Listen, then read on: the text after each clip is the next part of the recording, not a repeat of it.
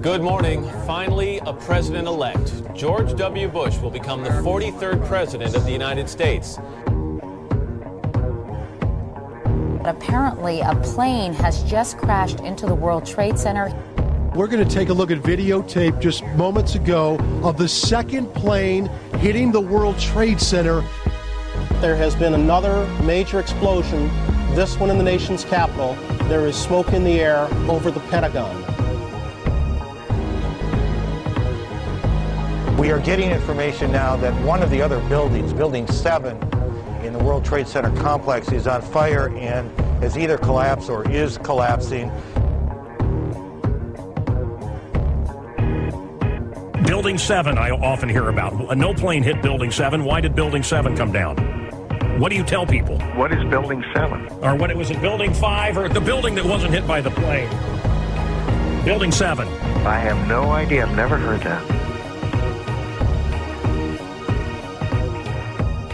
The Project for the New American Century, which is a think tank that was around in the 90s and up through 2005 or 6. There are about 17 members of this so-called think tank who were in top positions in the Bush-Cheney administration. And a couple of these guys, Feith and Wolfowitz, had earlier worked for Benjamin Netanyahu in Israel and put out a paper that advocated the same kind of program that they then put out papers from PNAC advocating. That is intense nationalism and militarism and going after Middle Eastern states with aggressive wars.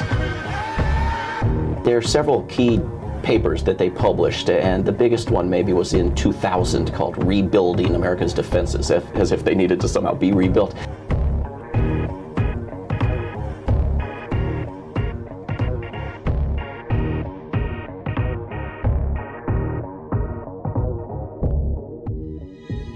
This is being seen on Capitol Hill as another Pearl Harbor. Israel's former Prime Minister Benjamin Netanyahu has publicly said the September 11th attacks have been good for Israel. In the days after the September attacks, there were countless rumors about strange coincidences surrounding the events. One report about a group of Middle Eastern men spotted the morning of September 11th parked just across the river from New York City has not gone away. Investigation of their presence has led to questions about whether Israel was conducting espionage on U.S. soil. It began when this woman was watching the Twin Towers burning from her apartment in New Jersey. She noticed three men on top of a van, posing for pictures with the towers burning in the background. And I could see that they were like happy. You know, they didn't look shocked to me. You know, they didn't look shocked. I thought it was very strange. The witness called police, who stopped the van hours later and arrested 5 men. All 5, it turns out, were Israeli. They were turned over to the FBI. Sources tell ABC News during a check of national security databases, some of the men were listed as having had connections with Israeli intelligence. At the FBI, that set off alarm bells. The FBI needed the answers to 3 important questions. Who were these men? What brought them to that parking lot on the morning of September 11th? And did they have any advance knowledge of what was going to happen that day? After 71 days, the 5 Israelis were deported.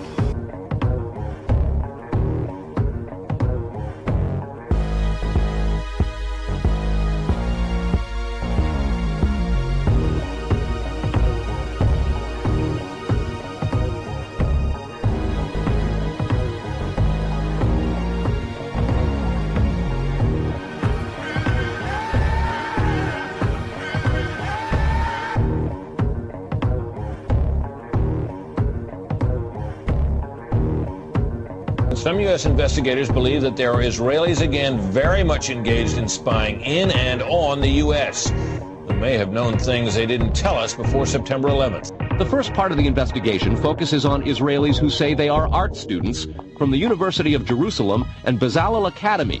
They repeatedly made contact with U.S. government personnel, the report says, by saying they wanted to sell cheap art or handiwork. Documents say they, quote, targeted and penetrated military bases, the DEA, FBI, and dozens of other government facilities, and even secret offices and unlisted private homes of law enforcement and intelligence personnel. The majority of those questioned, quote, stated they served in military intelligence, electronic surveillance intercept, and/or explosive ordnance units. Lobby, there was no lobby. So I believe the bomb hit the lobby first, and a couple of seconds in the first plane hit. It just went ba-boom, it was like a bomb went off, and another explosion came right from it, just everyone flying.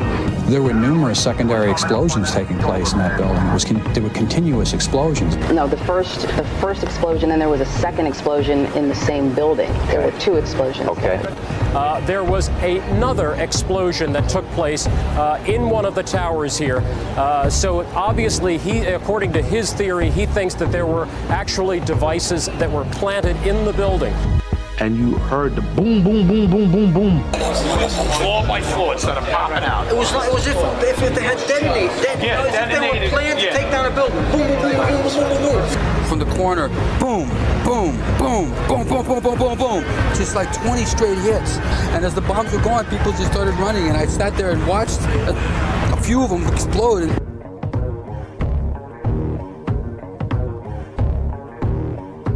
I remember getting a call from the fire department commander telling me that they were not sure they were going to be able to contain the fire. And I said, we've had such terrible loss of life. Maybe the smartest thing to do is pull it. And they made that decision to pull, and then we watched the building collapse.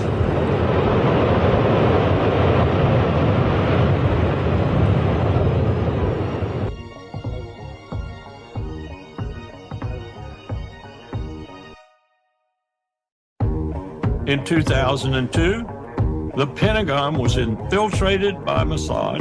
They did not need any identification to get through the river entrance of the building. They went upstairs to Douglas Feith. Occasionally, they went to the second most powerful man, Paul Wolfowitz, the Deputy Secretary of Defense, and they had run of the Pentagon. Donald Rumsfeld, the Secretary of Defense, said to my boss one time, "Hell, I don't run my building. Mossad does." About 10 days after 9/11, I went through the Pentagon and I saw Secretary Rumsfeld and Deputy Secretary Wolfowitz. I went downstairs just to say hello to some of the people on the joint staff who had used to work for me. And one of the generals called me and he said, "Sir, you got to come in. You got to come in and talk to me a second." He says, "We've made the decision. We're going to war with Iraq." This was on or about the 20th of September. So I came back to see him a few weeks later. And by that time, we were bombing in Afghanistan. I said, "Are we still going to war with Iraq?" And he said, "Oh, it's worse than that." He said, he reached over on his desk, he picked up a piece of paper, and he said, I just got this down from upstairs, meaning the Secretary of Defense's office today, and he said, "This is a memo that describes how we're going to take out 7 countries in 5 years, starting with Iraq, and then Syria, Lebanon, Libya, Somalia, Sudan, and finishing off Iran."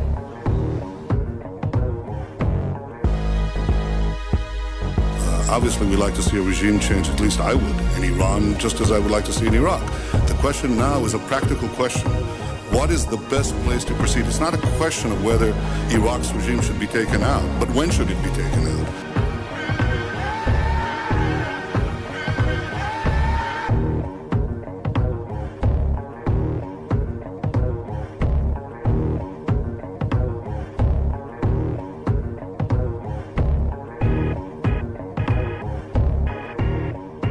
In 2001, Congress passed the Authorization for Military Force, giving the president broad power to conduct military operations without congressional approval. Each time, it had to do with the American conflict with Iraq. But since then, both the Obama and Trump administration used what's better known as AUMF for other purposes.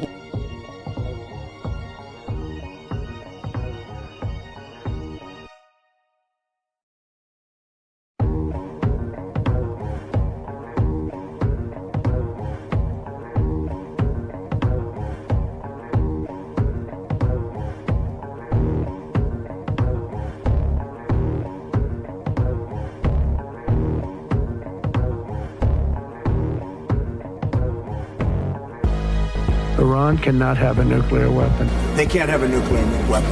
Very simple. So the only way that Iran will be stopped is if there is a credible military threat that ideally would be backed by the United States. President Trump has just announced on social media that the U.S. has just completed 3 successful attacks on 3 nuclear sites in Iran.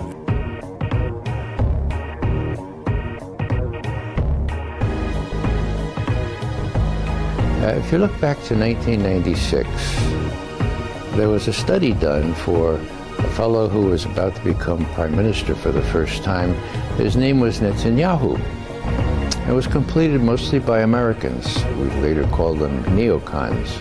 So they composed this thing and they called it a clean break, a new strategy for securing the realm.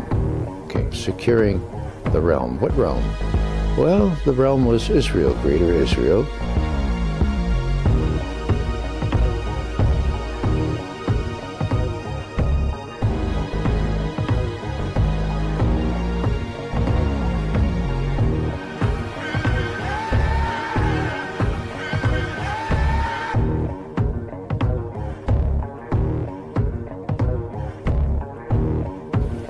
מה זה? זה הוויז'ן שלי, זה אחד הדברים שחלמתי עליהם, מפת הארץ המובטחת. יפה. הגיע הזמן, קוראים לזה ירושלם. אני לא נותן את זה לך, אני מעניק את זה לך כדי שתיתן את זה לארצך שרה. תודה רבה. אתה מתחבר לחזון? מאוד. באמת? מאוד. וישראל השלמה. There is no possibility of conducting a